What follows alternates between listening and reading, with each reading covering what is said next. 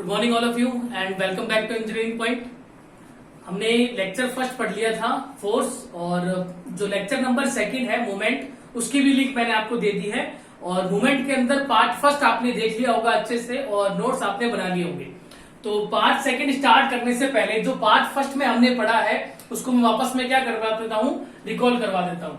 देखिए, तो part first में अभी तक हमने जो भी पढ़ा है उसको वापस मैं क्या करवा रहा हूँ, रिकॉल करवा रहा हूँ। तो आप उसको और अच्छे से देख लेना और अपने नोट्स प्रिपेयर कर लेना, ठीक है।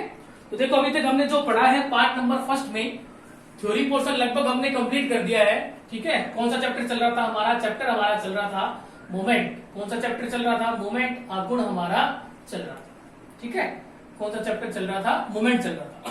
देखिए, तो मोमेंट में आपने देखा कि आगुण क्या होता है। मोमेंट आपका क्या होता है? Force into perpendicular distance. Force into perpendicular distance जो है उसे क्या कहा जाता है? मोमेंट कहा जाता है। तो इसकी डेफिनेशन क्या बन जाएगी? इसकी डेफिनेशन बन जाएगी बल तथा लंबवत दूरी के गुणनफल को क्या कहा जाता है? मोमेंट कहा जाता है। इसकी डेफिनेशन क्या हो जाएगी? बल तथा लंबवत दूरी के गुणनफल को क्या कहा जाता है? मोमेंट कहा जाता है। मोमेंट को किससे रिप्रेजेंट किया जाता है? एम से। और आपने देखा कि फोर्स का मात्रक होता है न्यूटन, और डिस्टेंस यदि आपके मीटर में है तो आपका मोमेंट का मात्रक क्या हो जाएगा? न्यूटन इंटू मीटर में। आपका मोमेंट का जो मात्रक है वो क्या हो जाएगा? न्यूटन इंटू मीटर हो जाएगा। फिर आपने लिया कि मोमेंट जो है उसका साइन आपने लिया, या आपने देखा कि उसके कौन कौन सी डायरेक्शंस होती है। तो हमने लिया कि मोमेंट जो है वो घड़ी की दिशा में भी लिया जाता है और घड़ी की दिशा के विपरीत भी लिया जाता है। तो आप देख सकते हैं कि ये जो घूम रहा है वो घड़ी की दिशा में घूम रहा है। तो यहां पे मैं लिख देता हूं एंटी क्लॉकवाइज मोमेंट, ठीक है। सॉरी, ये आपका क्या होगा? क्लॉकवाइज। ये आपका जो घड़ी की दिशा में है ये आपका हो जाएगा क्लॉकवाइज मूवमेंट। जो आपकी घड़ी की दिशा के विपरीत है वो हो जाएगा आपके एंटी क्लॉकवाइज मूवमेंट, ठीक है। ऐसा मूवमेंट जो घड़ी की दिशा में होता है उसे हम कहेंगे क्लॉकवाइज मूवमेंट, जिसकी डायरेक्शन हम क्या लेंगे? प्लस लेंगे। जो घड़ी की दिशा के विपरीत होता है वो होगा आपका एंटी क्लॉकवाइज मूवमेंट, जिसकी डायरेक्शन अपने क्या लेंगे? माइनस लेंगे, ठीक है। आप देख सकते हैं ये है। और अगर मैं साइन को नीचे की तरफ शो करूं तो इसमें भी आप बता सकते हो ये वाला आपकी घड़ी की दिशा में जा रहा है तो ये इस बार क्या हो जाएगा? क्लॉकवाइज। और ये आप घड़ी की दिशा के विपरीत है तो ये आपका क्या हो जाएगा? एंटी क्लॉकवाइज, ठीक है। तो आपने सीखा मोमेंट क्या होता है, आपने उसका साइन पढ़ा, और आपने सीखा उसके बाद में principle of moment. Principle of moment यानी मोमेंट जो है उसका सिद्धांत क्या होता है। तो हमने प्रिंसिपल सीखा था sum of M equals to zero. Sum of M equals to zero यानी किसी भी बिंदु पर दक्षिणावर्त आघूर्ण और वामावर्त आघूर्ण यानी क्लॉकवाइज मूवमेंट और एंटी क्लॉकवाइज मूवमेंट दोनों का जो बीजीय योग होता है वो किसके इक्वल होता है? जीरो के इक्वल होता है। ये सब कुछ आपने पढ़ लिया होगा, तो स्क्रीनशॉट लेना चाहो तो आप ले सकते। चलिए, ये पार्ट नंबर फर्स्ट में हमने पढ़ लिया था, ठीक है। ठीक है, आपने क्वेश्चंस भी लगा लिए होंगे साथ में। पार्ट फर्स्ट के अंदर दो टाइप के क्वेश्चन भी करवा रखे हैं मैंने, रोड का करवा रखा है और बीम क्या नाम है, गोले क्वेश्चन करवा रखे हैं। तो पार्ट सेकंड में उसके और क्वेश्चन लगाए जाएंगे, ठीक है।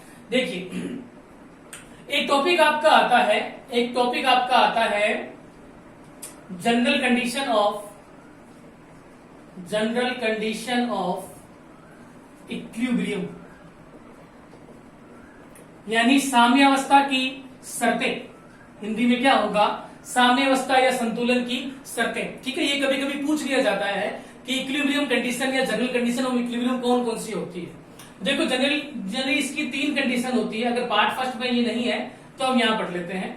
पहली कंडीशन होती है sum of H equals to zero.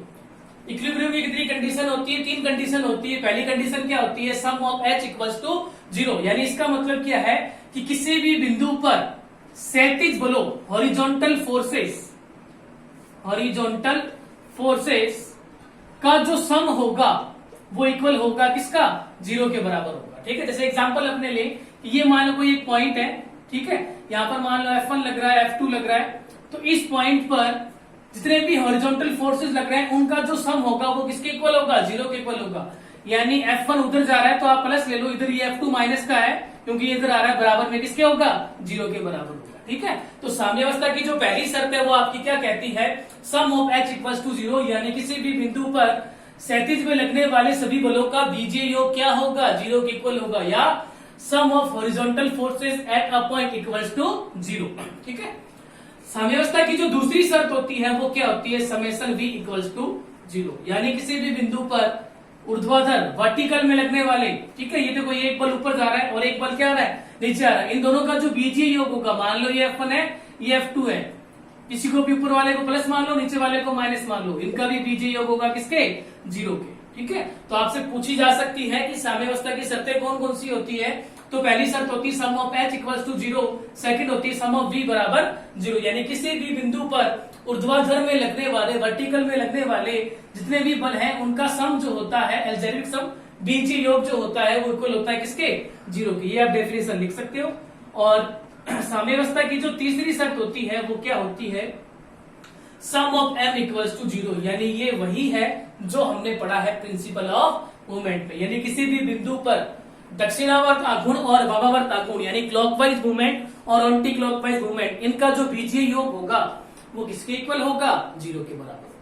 ठीक है, तो आपसे पूछा जा सकता है कि साम्यावस्था संतुलन की कौन कौन सी सामान्य शर्तें होती है, तो जनरली ये 3 शर्तें होती है। पहली होती है sum of H equals to 0, दूसरी होती है सम ऑफ V बराबर 0 और तीसरी होती है सम ऑफ M बराबर 0। ठीक है, इसका स्क्रीनशॉट आप ले सकते हो। चलिए आगे बढ़ते हैं। तो थ्योरी पोर्शन में हमने एक बेसिक बात कर ली है मूवमेंट के बारे में, मूवमेंट के साइन पढ़ लिया है, मूवमेंट का प्रिंसिपल पढ़ लिया है और कुछ जनरल कंडीशंस हैं वो भी हमने पढ़ ली। ठीक है,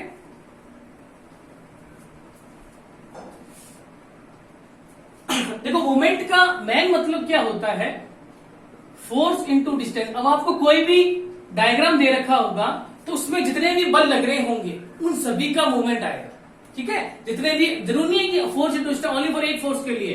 ठीक है, जैसे कि मान लो मैं कोई एक बीम बना देता हूं जिस पर 2 सपोर्ट मैंने लगा दिए हैं, यहाँ पे मैंने लगा दी रिएक्शन आ रही, यहाँ पे मैंने लगा दी रिएक्शन आ रही और इसका खुद का वेट कितना हो गया, W। ठीक है, ये कोई बीम है, बीम का वेट हमेशा किस तरफ शो करते हैं, डायरेक्शन में, नीचे की तरफ। तो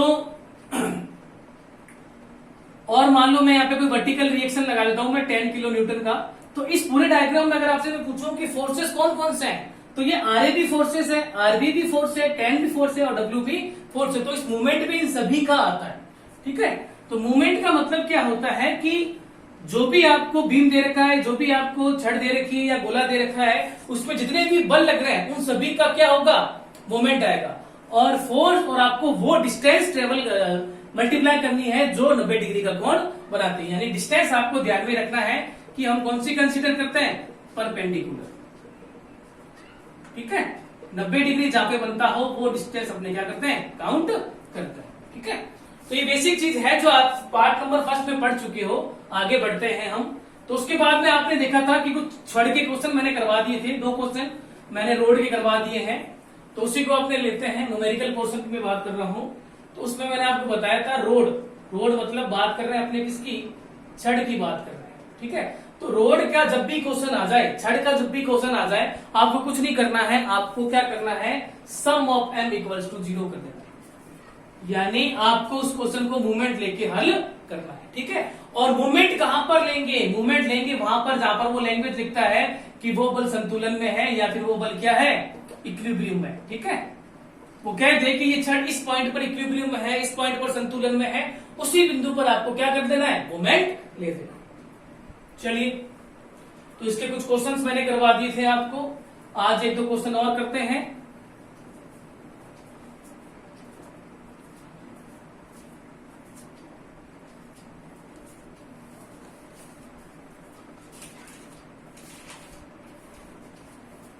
क्वेश्चन लिख देता हूं मैं।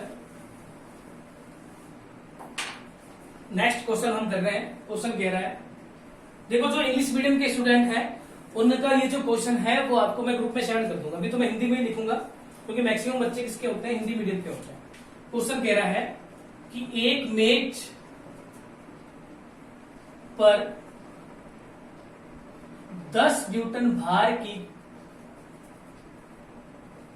छड़ इस प्रकार पड़ी है कि उसका 3/4 भाग मेज पर है। 3/4 भाग मेज पर है तथा 1/4 भाग बाहर निकला हुआ है। ठीक है, क्वेश्चन में आपको एक मेज दे रखी है, उस मेज पर एक छड़ जो है, एक रोड वो इस प्रकार से पड़ी है कि उस रोड का 3/4 भाग तो मेज के ऊपर है और शेष कितना बचता है, 1/4 भाग वो मेज के बाहर निकला हुआ है। तो क्वेश्चन ने आपसे पूछा है कि छड़ के बाहर निकले सिरे पर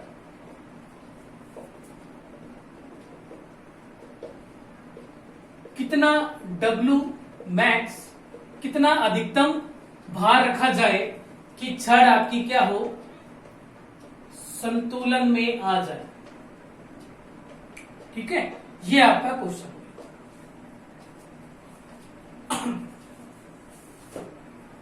पढ़ लो एक बार, क्वेश्चन को पढ़ लो।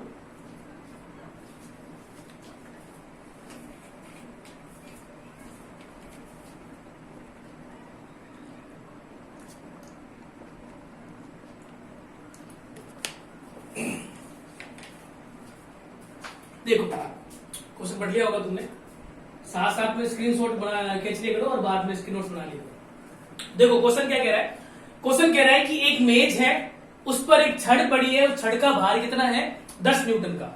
वो इस प्रकार से है कि छड़ जो है, छड़ का 3/4 भाग तो मेज के ऊपर है और 1/4 भाग वो मेज से क्या है, बाहर निकला हुआ है।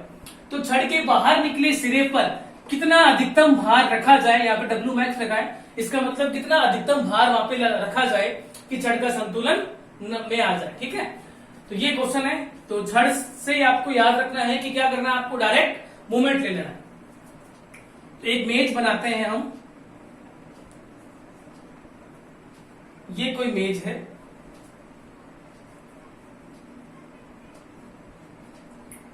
ये कोई टेबल है और एक छड़ है। छड़ का बाहर निकला पोर्शन तो कम है और इसके ऊपर पोर्शन क्या है, अधिक है। यानी ये कोई छड़ हो गई, इस छड़ में AB कोई छड़ है, ठीक है, जिसकी कुल लेंथ जो है वो कितनी है, L। अब लेंथ तो आपको गिवन नहीं है तो L ही माननी पड़ेगी। टोटल लेंथ कितनी है छड़ की, L है। इस L में से कितना भाग मेज के ऊपर है, 3/4। यानी ये वाला पोर्शन अगर आपसे पूछूं तो कितना हो जाएगा, 3/4 L। और बाहर निकला पोर्शन कितना हो जाएगा, 1/4 L। 3/4 प्लस 1/4 को जब आप ऐड करोगे तो 4/4 कैंसिल हो जाएगा और क्या बचेगा, L। तो ये कोई छड़ है AB, टोटल लेंथ उसकी कितनी है, L। 3/4 तो मेज के ऊपर है और 1/4 उसका क्या है, बाहर निकला हुआ है। और ये जो छड़ है उसका खुद का भी भार हमें दे रखा है, कितना है, 10 न्यूटन का।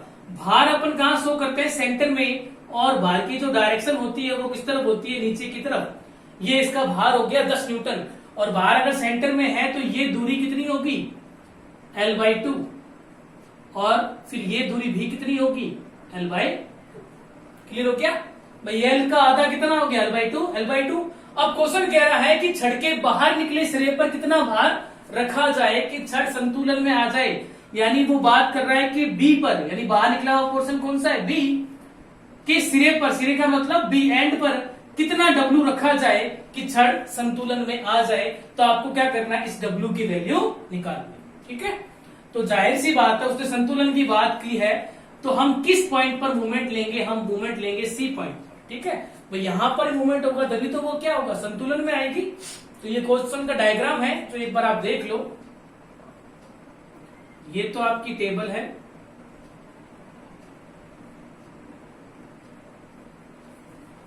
ये कोई टेबल है जिस पर छड़ पड़ी है AB, लंबाई टोटल कितनी है, L। सेंटर में इसका भार है 10 न्यूटन का, तो ये डिस्टेंस होगी L/2 और ये डिस्टेंस भी कितनी होगी, L/2 होगी।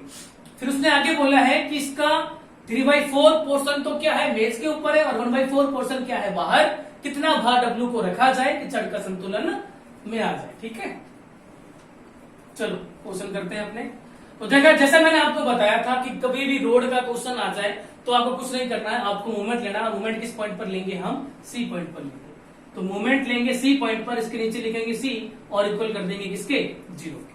तो देखिए, मोमेंट का मैंने आपको मतलब बताया था, मोमेंट का मैंने आपको मतलब बताया था, फोर्स तथा परपेंडिकुलर डिस्टेंस को क्या कहा जाता है? मोमेंट कहा जाता है। यानी जब आप सी पॉइंट पर मोमेंट लेंगे तो जितने भी डायग्राम में बल है उन सभी का क्या आएगा? मोमेंट आएगा। तो इस डायग्राम में कितने बल आपको नजर आ रहे हैं? 2 बल नजर आ रहे हैं, एक तो है 10 और दूसरा क्या है? W। तो 10 का भी मूवमेंट आएगा और W का भी मूवमेंट आएगा। फिर मूवमेंट की मैंने आपको 2 डायरेक्शन बताई थी, एक मैंने बताई थी घड़ी की दिशा में और एक मैंने बताया था घड़ी की दिशा के विपरीत। तो देखिए, तो सी पॉइंट पर अपने मूवमेंट ले रहे हैं, तो देखो 10 मूवमेंट होता क्या है? मूवमेंट होता है आपका फोर्स इंटू डिस्टेंस। तो 10 बल है, ये बल जब सी पर जाएगा तो किस डायरेक्शन में जाएगा? यदि मैं इसको मान लूं, ये वाला पोर्शन आपका क्या है? डी है। ठीक है, ये आपका डी हो गया। तो देखो 10 कैसे जा रहा है? घड़ी की दिशा के विपरीत, तो माइनस का 10 जब जाएगा सी पर तो बीच की दूरी कितनी ट्रेवल करेगा? सीडी या डीसी, एक ही बात है। तो 10 मोमेंट दूरी कितनी ट्रेवल कर रहा है? सीडी। तो बल इंटू दूरी को क्या कहते हैं? मोमेंट कहते हैं। ठीक है, भार इंटू डिस्टेंस। ठीक है, तो इसका मोमेंट आ गया। अब नेक्स्ट किसका आएगा? डब्ल्यू का। डब्ल्यू कैसे आ रहा है? घड़ी की दिशा में आ रहा है, तो प्लस डब्ल्यू। ये डब्ल्यू जब सी पर जाएगा तो बीच की दूरी कितनी ट्रेवल करेगा? बीसी बराबर में जी। ठीक है, अब प्लस क्यों लिया? क्योंकि डब्ल्यू आ रहा था घड़ी की दिशा में और ये 10 न्यूटन किसमें आ रहा था? घड़ी की दिशा के विपरीत। देखो, न्यूटन आपको साथ में नहीं लिखना है क्योंकि न्यूटन इसका मात्रक है। ठीक है, आपको ओनली फॉर बल को काउंट करना है। तो मान रख दो डीसी सीडी का। तो देखो सीडी क्या हो जाएगा? ये वाला पोर्शन क्या है? सीडी है। अब आपको ये निकालना है, तो मुझे बताओ ये टोटल कितना है?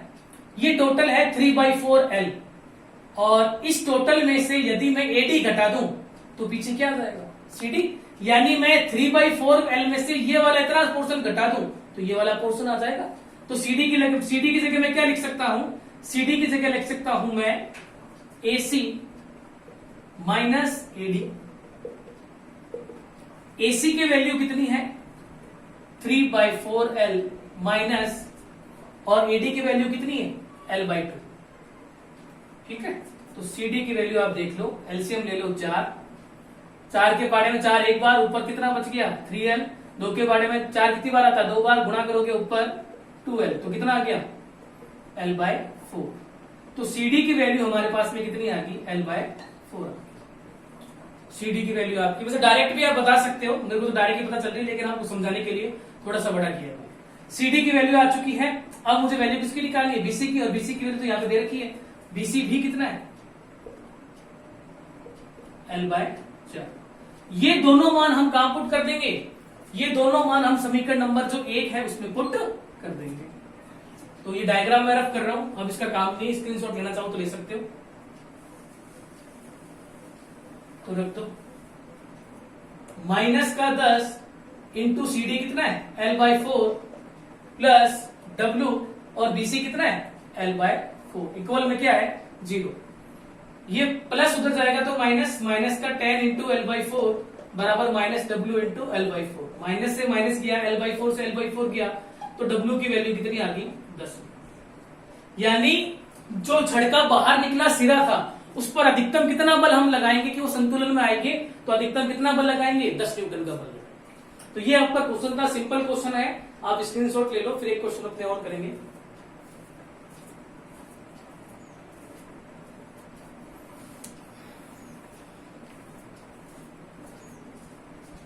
साथ साथ में इसके नोट्स बना लेना।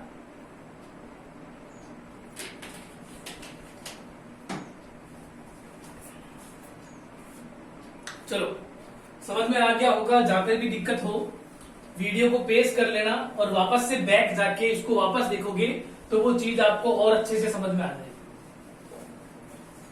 ठीक है, आप जितनी बार देखोगे वीडियो को वो चीजें आपको और अच्छे से समझ में आती जाएगी। चलो, छड़ का देखो हम 3 क्वेश्चन कर चुके हैं, एक अंतिम क्वेश्चन मैं और करवा रहा हूं छड़ का।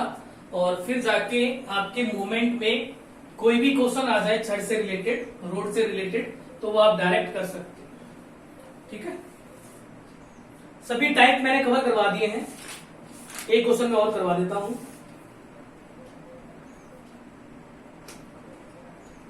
ठीक है, क्वेश्चन लिख रहा हूं मैं।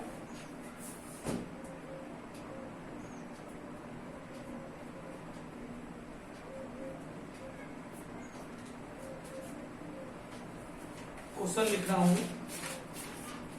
क्वेश्चन कह रहा है, क्वेश्चन नंबर 2, एक 10 सेंटीमीटर लंबी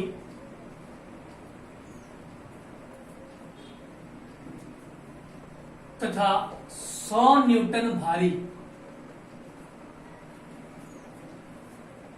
रोड छड़ AB के ए सिरे, यानी लेफ्ट एंड की बात कर रहा हूं, ए सिरे से 2, 6, 8 सेंटीमीटर की दूरी पर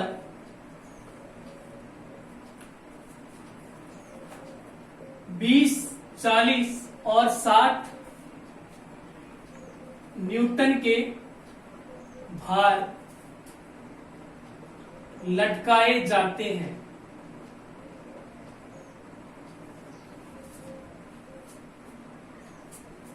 तो छड़ किस बिंदु पर संतुलन में होगी? ठीक है, इंपॉर्टेंट क्वेश्चन है। क्वेश्चन को पढ़ लो एक बार। ठीक है, पढ़ लिया होगा तुमने। देखो क्वेश्चन क्या कह रहा है। क्वेश्चन कह रहा है कि एक छड़ है, उसकी लंबाई कितनी है 10 सेंटीमीटर और उसका खुद का भार कितना है 100 न्यूटन का है। छड़ AB है, ए सिरा और बी सिरा। ए सिरे से 2 सेंटीमीटर, 6 सेंटीमीटर और 8 सेंटीमीटर की दूरी पर, 2 सेंटीमीटर की दूरी पर कितना भार लग रहा है 20 न्यूटन का, 6 सेंटीमीटर की दूरी पर 40 न्यूटन का और 8 सेंटीमीटर की दूरी पर 60 न्यूटन के भार को लटकाया जाता है। तो क्वेश्चन कह रहा है कि छड़ किस बिंदु पर संतुलन में होगी, वो बिंदु आपसे पूछा गया है। ठीक है, तो देखिए सॉल्यूशन करते हैं इसका।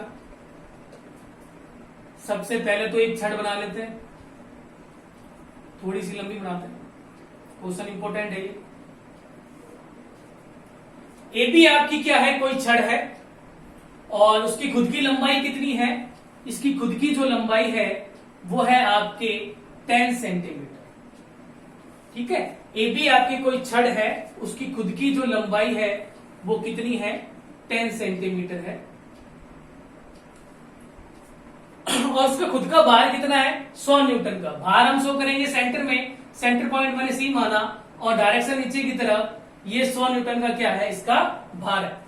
AB के ए सिरे से, यानी इस एंड की बात कर रहा है, ये कितने सेंटीमीटर की दूरी पर 2 सेंटीमीटर की दूरी पर, यानी यहां से 2 सेंटीमीटर की दूरी पर बल लग रहा है कितने का 20 न्यूटन का। ठीक है, और AB इस पोर्शन को मान लेते हैं D।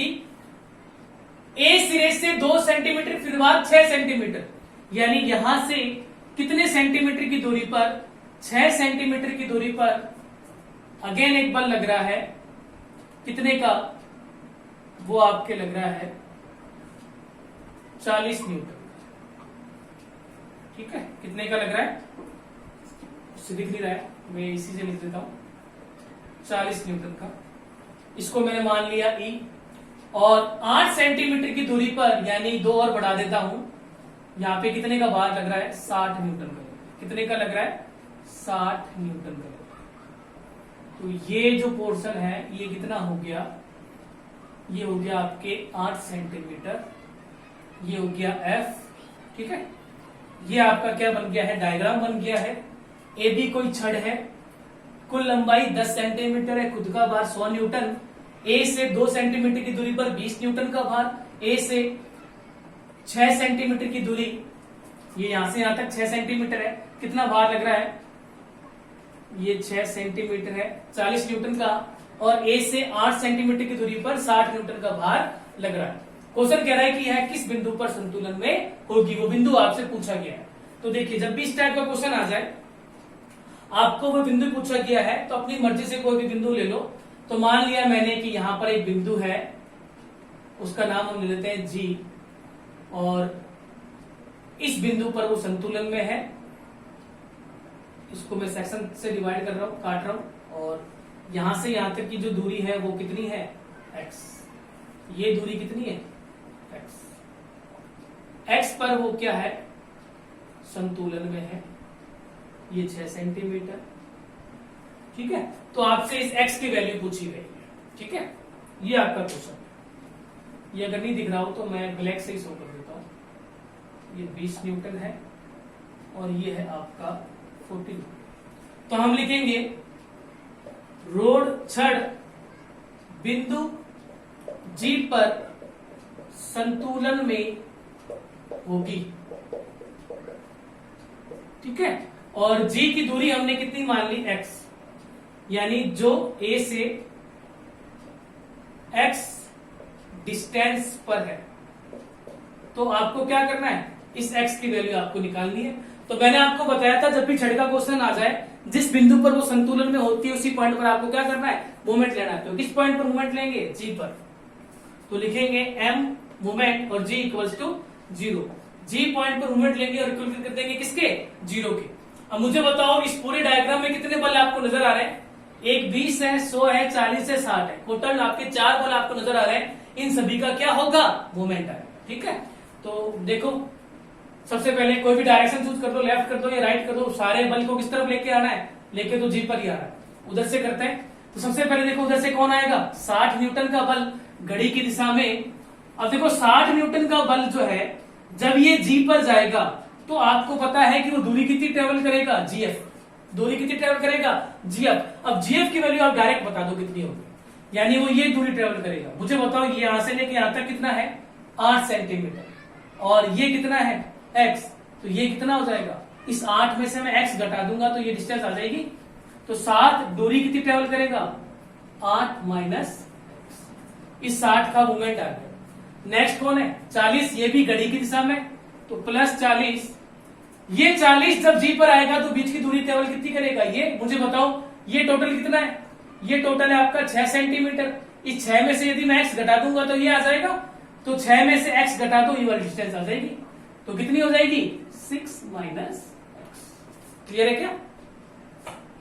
तो 60 का मूवमेंट आ गया, 40 का आ गया, अब कौन बचा है, 100 भी आपका क्या है, घड़ी की दिशा में। 100 दूरी कितनी ट्रेवल करेगा, जीसी बताओ कितना होगा, मुझे बताओ। ये ए से लेके सी तक कितना है, 5, क्योंकि टोटल कितना है, 10। ये आपका सेंटर में, 5 में से मैं x घटा दूंगा तो ये आ जाएगा। तो ये हो जाएगा आपके 5 माइनस। तो 60 का मूवमेंट आ गया, 40 का आ गया, 100 का आ गया। अब किसका बचेगा, 20 का। देखो 20 किस डायरेक्शन में आ रहा है, एंटी क्लॉकवाइज, तो माइनस 20। और दूरी कितनी ट्रेवल करेगा, ये। तो मुझे बताओ कि ये टोटल कितना है, x में से 2 घटा दूं तो ये आ जाएगा। तो दूरी कितनी ट्रेवल कर रहा है, x माइनस 2 बराबर 0। मल्टीप्लाई कर दो अंदर, तो ये हो जाएगा 480 minus 60x plus 240 minus 40x plus 500 minus 100x minus 20x plus 40 equals to 0। अब जो मैथ की क्रम है उसे हम जोड़ देते हैं। कैलकुलेटर है क्या, चलो ऐसे ही जोड़ देते हैं। 500 2 700 4 कितना हो गया, 1100। 80 और 20 कितना हो गया, 1220। ठीक है, 1220 और प्लस 40। एक्स वाई टर्म को जोड़ दो, 60x 40x कितना हो गया, 100x। 100 200 200 और कितना हो गया, माइनस 220। x बराबर 0। ये जुड़ के कितना हो गया, ये हो गया 1260 बराबर, माइनस को उधर भेज दो, 220x। 1 0 से 1 0 कैंसिल हो गया, तो x बराबर कितना आ गया, 126 बटा 22। 2 से डिवाइड कर देते हैं, 2 12 2 3 6, 2 एकम 2, 2 एकम 2, ठीक है। तो x की वैल्यू हमारे पास में कितनी आ गई है, 63/11 आ गई है। यानी अगर मैं आपसे पूछूं कि छड़ किस बिंदु पर संतुलन में होगी, तो आप लिखोगे छड़ लेफ्ट सिरे से 63/11 सेंटीमीटर की दूरी पर संतुलन में होगी। तो ये आपका रोड का क्वेश्चन था। उम्मीद करूंगा कि आपको समझ में आ गया होगा। इस वीडियो को आप 1-2 बार और अच्छे से देख लेना, आपको ये चीजें क्लियर हो जाएगी। तो रोड के जितने भी क्वेश्चन है वो मैंने आपको करवा दिए हैं, सभी टाइप के। गोले के क्वेश्चन आपने 2 पढ़ लिए होंगे पार्ट फर्स्ट में, ठीक है। पार्ट सेकंड में मैंने रोड के क्वेश्चन करवा दिए। अब पार्ट थर्ड हम पढ़ेंगे, जिसमें मैं गोले के क्वेश्चन करवा के इस चैप्टर को अपने क्या कर देंगे, एंड कर देंगे, ठीक है। तो इस लेक्चर को अच्छे से देख लेना, नोट्स प्रिपेयर कर लेना। जहां पर भी डाउट हो आप मुझसे कॉल करके या व्हाट्सएप के थ्रू कोई भी डाउट पूछ सकते हो, ठीक है। Thank you.